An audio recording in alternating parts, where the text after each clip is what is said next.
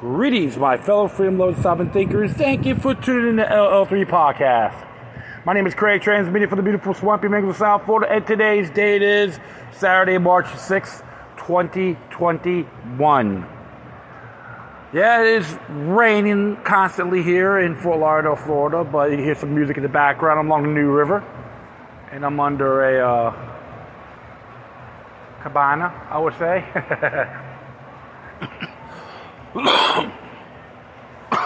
Excuse me. It was all well and good, and today I do pay homage to the late great Aaron Zelman, who is the executive director and one of the founders of Jews for the Preservation of Firearms Ownership.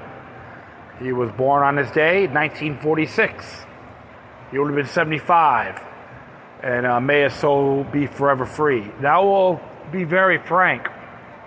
When it came to gun control and Judaism, he put a lot more, his organization put a lot more beautiful information on there.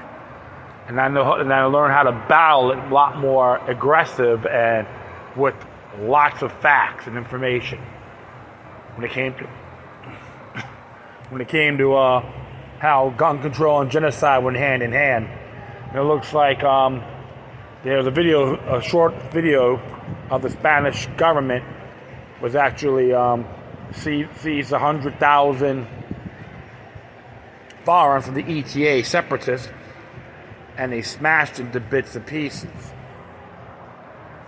If I'm correct, I remember Catalonia wanted to secede.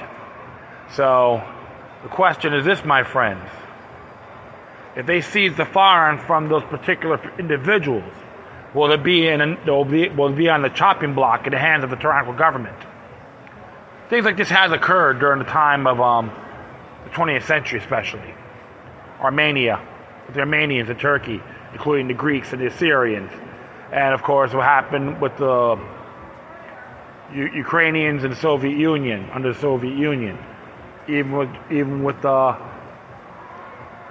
occupied Nazi Germany and across Europe. This goes on and on and on. We could even go to instances that happened with Uganda from 1971 to 1979, when General Idi Amin Dada was responsible for slaughtering 300,000 people. But no one really cared. They all mainly focused on South Africa. So go figure, right? It's just something to think about, my friends. And, of course, Rwanda, so 800,000 people. Same thing. They all had in common: seizing firearms from victim disarmament is the word. This is why I'm a real SOB when it comes to stuff like this. So I've taken time to do my homework. I don't need lobbyist groups to tell me anything. I go by educational sites and go a little further. And I have spoken to the late Aaron Zelman one time, and I always say he's one hardcore individual. And I always pay eternal homage to this man. May your soul be forever free, my friend. And hopefully your spirit shall live on. All right, so that's how I feel about it. So what I'm going to be talking about is a couple of commentaries out of fairness. And this one here came from Bob Livingston Alerts, BobLivingstonAlert.com. Alerts. Whose rights? This is what Mr. Livingston has to say. Progressives and the anti-liberty crowd have decided that if one opens a business, he checks his own rights at the door. As such, a business owner is compelled by the state to serve anyone and everyone that the state has determined to have special rights, but can exclude currently out of favor segments like Christians, Holocaust deniers, 9/11 truthers, vaccine skeptics, Donald Trump supporters, and so forth. Anyone who feels offended or has a personal truth, they demand others recognize and bow to and cancel almost any business or get anyone fired. To most Americans, whether one has rights depends upon whose ox is being gored. But liberty, freedom of choice, and freedom of association are all concepts of natural law. The state cannot require one protected class be granted rights without taking rights from someone else. Progressives would have you believe that allowing business owners to operate in a discriminatory fashion will lead to wholesale discrimination against certain classes. To prevent such wholesale discrimination, progressives create laws, not the least of which is the 14th Amendment, to force businesses to operate in a manner contrary to their owner's belief or conscience, a violation of the First Amendment's free exercise and freedom of assembly clauses and state religious liberty laws. Jim Crow is the cudgel progressives love pull out to beat the head and shoulders of liberty lovers and supporters of laissez-faire capitalism. But Jim Crow laws were not societal or free market constructs. Instead, they were rooted in statism and efforts by racist progressives to restrict the free market from a period beginning in the early 1890s into the 1920s. In his review of David W. Southerns, The Progressive Era and Race Reform and Reaction, this is from 1900-1917, Reasons Damon Root wrote, the Progressive Era was also a time of vicious state-sponsored racism. In fact, from the standpoint of African American history, the Progressive Era qualifies as arguably the single worst period since emancipation. The wholesale disenfranchisement of Southern black voters occurred during these years, as did the rise and triumph of Jim Crow. Furthermore, as Westminster College historian David W. Southern notes in his recent book, The Progressive Era and Race Reform and Reaction, 1900-1917, the very worst of it, disenfranchisement, segregation, race baiting, lynching, went hand in hand with the most advanced forms of Southern progressivism. Racism was the norm, not the exception, among the very crusaders romanticized by today's activist left. Take the Supreme Court's notorious decision in Plessy versus Ferguson, 1896, a case that has rightly come to symbolize the South Jim Crow regime. In Plessy, the court considered a Louisiana statute forbidding railroads from selling first-class tickets to blacks a clear violation of economic liberty. In his 7-1 ruling, the court upheld segregation in public accommodations, so long as separate but equal facilities were provided for each race, setting off an orgy of legislation throughout the old Confederacy, South Carolina. For example, segregated trains 2 years after Plessy, streetcars followed in 1905, train depots and restaurants in 1906, textile plants in 1915-1916, circuses in 1917, pool halls in 1924, and beaches in 1934. No doubt, many of those businesses would have excluded or mistreated black customers whatever the law. But in a market free from Jim Crow regulations, other businesses would have welcomed blacks, or at least black dollars, forcing racist enterprises to bear full cost of excluding or mistreating all those potential paying customers. This was one of the chief reasons the segregationists pushed for those laws in the first place. The state, in the eloquent words of the historian C. Van Woodward, granted free rein and the majesty of the law to mass aggressions that might otherwise have been curbed, blunted, or deflected. Life in a free country is about being free to make choices based on your own criteria, rather than one mandated by the state. There are plenty of remedies. Don't like fried chicken? Stay out of KFC. Don't like pizza? Avoid Pizza Hut. Don't care for seafood? Red Lobster isn't the only restaurant in town. Denny's gives you lousy service? Stay away and tell your friends. Don't like how Walmart compensates its workers? Buy your cheap Chinese junk from Target or the local mom-and-pop store, and your groceries from Publix or Kruger. Don't like it that Chick-fil-A's president supports traditional marriage? Buy your chicken sandwich from Burger King. They're gone. They've gone all in on gay pride. Don't like how Starbucks treats black customers or gun owners? Get your coffee from Joe Muggs. Don't like Muslims? Stay out of the Middle East, mosque, Lewis Fowler counter rallies, and U.S. prisons. And Dearborn, Michigan. Don't like Jews? Stay out of Israel, New York, Massachusetts, California, synagogues, anywhere, and jewelry stores. Don't like kids? Avoid daycares, schools, and playgrounds, or get a job at Planned Parenthood. Don't like blacks? Move to Montana, Vermont, or Idaho. There aren't many there.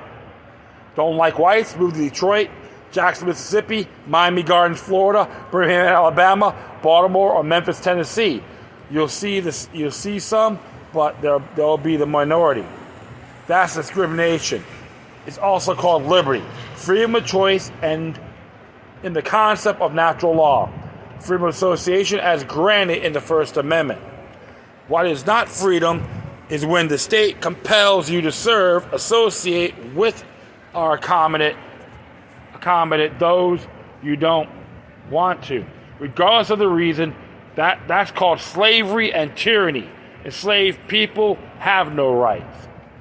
The problem is that people are trying to see and understand that the American system as free enterprise. In fact, it has been socialist for 100 years, operating under the umbrella of an increasingly totalitarian and coercive system that brooks no dissent from its doctrine of promoting ever more degenerate behavior.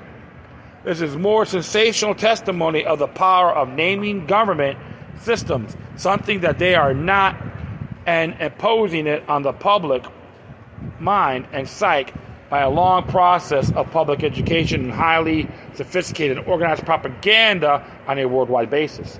Socialism in America today is seen as desirable, especially by these younger people, because people blame capitalism for their problems, never realizing that the former capitalist free market economy of the United States has been operating under National Socialism for a century now.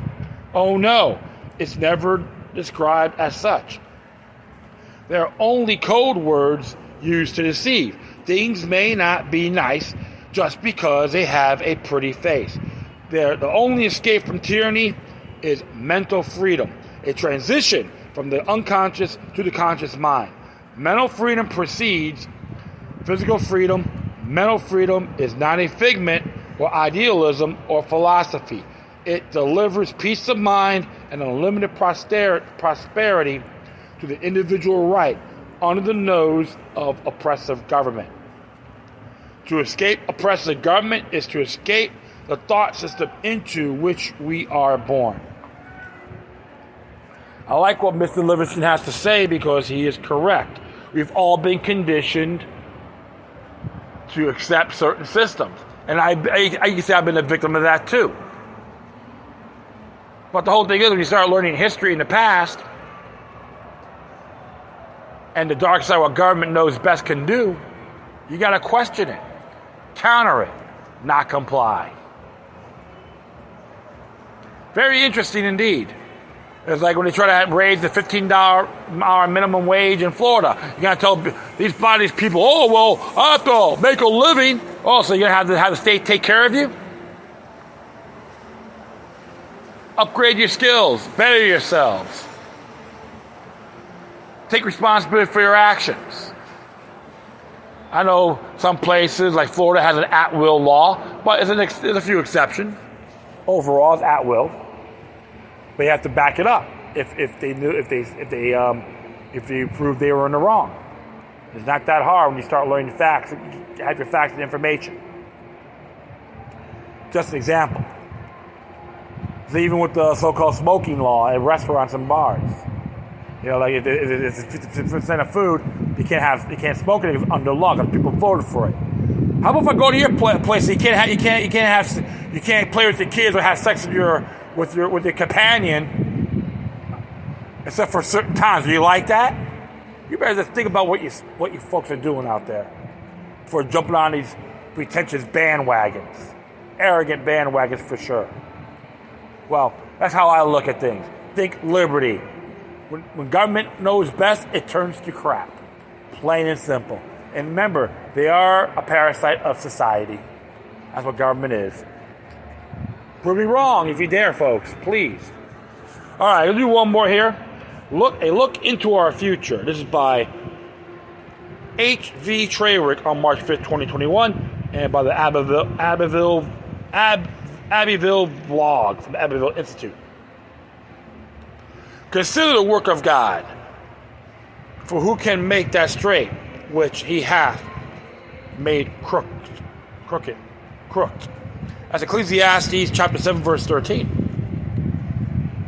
Scott Howard, in his book, The Transgender Industrial Complex, says on pages 164 to 165, the so-called Enlightenment made man the center of the universe, a premise no less ridiculous than not the long discarded geocentric theory. When man is the center of the universe, he is God, his own God. His possibilities of limitless, or at least man perceives them that way. If man is God, he is created in his own image or any image he wants to create.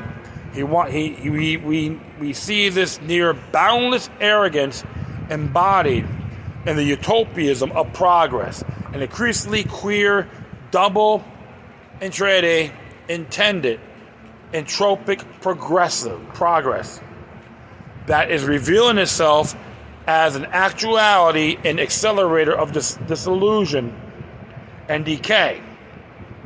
In the ultimate paradox, this hyper-individualistic, narcissistic utopia renders everyone a number, part of a data set in the architect's network. Indeed, the word utopia is derived from the Greek autotopos, meaning no place or nowhere. Is that not the essence of this globalized project? Everywhere becomes nowhere. Everything becomes nothing. Liberty, equality, fraternity has come down to us as the lofty rally cry of the French Revolution. But in Charles Dickens' A Tale of Two Cities, it is rendered as liberty, equality, fraternity, or death. And we all know of the guillotine and its work. We are seeing the same threat behind today's progressives, their Marxism, their Antifa, their progressive identity politics, their critical race theory, and their Black Lives Matter. Liberty and equality are mutually exclusive and inversely proportional to another in any government. And true fraternity, an impulse welling up within the individual towards his fellow man. It cannot be imposed. Therefore, the progressives' threatened march towards a perfect equality for all is a march towards a totalitarian government devoid of all liberty, and a coerced, affected fraternity cowering in the shadow of the guillotine or the gulag. So something to look at, something to think about these things.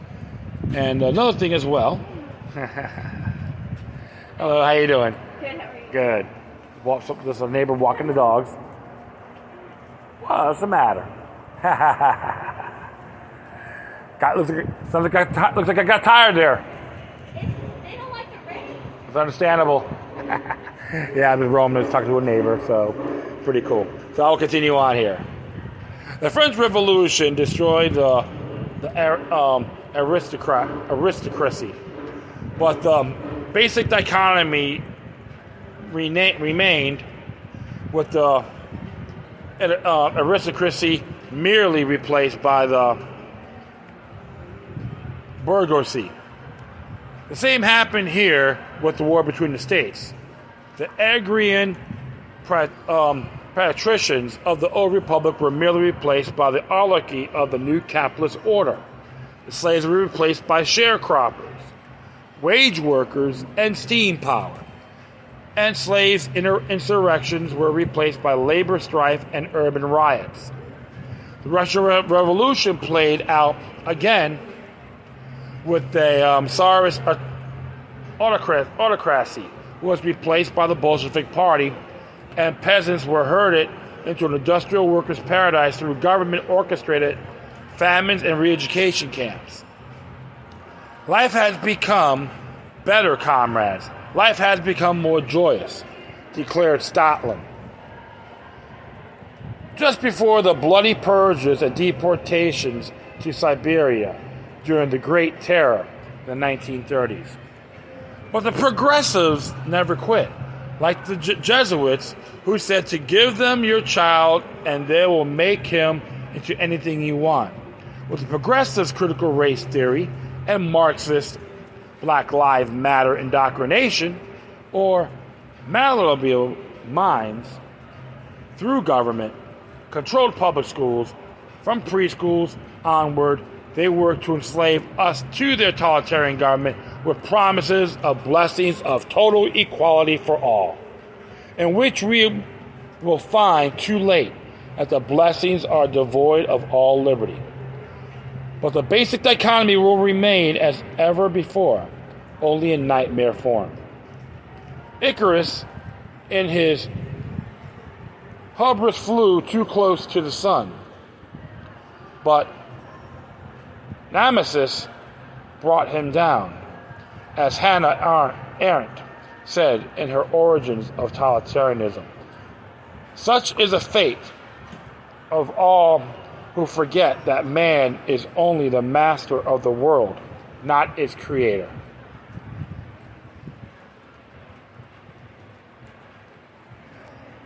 Very interesting indeed. But it does have some great logic. That's why when I see these people with their communist fists in the air, their black communist fists in the air, I look at it as the Caesar salute, what the Nazis use. Both in the same category. Other words, two separate wings from the same vulture. If you get offended by it, deal with it. Better yourselves. People want a revolution, which is nothing more than tainted, synthetic, banksters approved. As it comes down to it, the technocrats approved as well. All under the same umbrella of the one world order.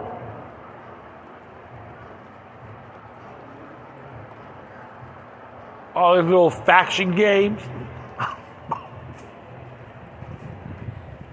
Whew, sorry about that. All these little faction games. Not too impressed. And there's people I talk, some certain movements. Hold on here. From certain movements. You know, I got involved, networked with the Fort Lauderdale Tea Party many years ago and occupied Fort Lauderdale. Doesn't mean I agree with them and everything, but we do have things in common. And I network with them on that. And they appreciate the information I give them. I still talk to some of these certain folks in these groups from these groups today. It's all honorable.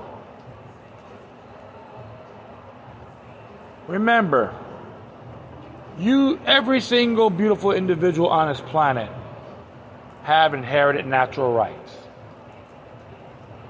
There's not a damn thing the state can do about it. The order. Don't fall for the propaganda matrix or their hype. It's nothing more than a wet dream. And it will blow back in your faces when you least expect it. That's the confounded truth. If you don't study the past, you'll damn soon repeat it.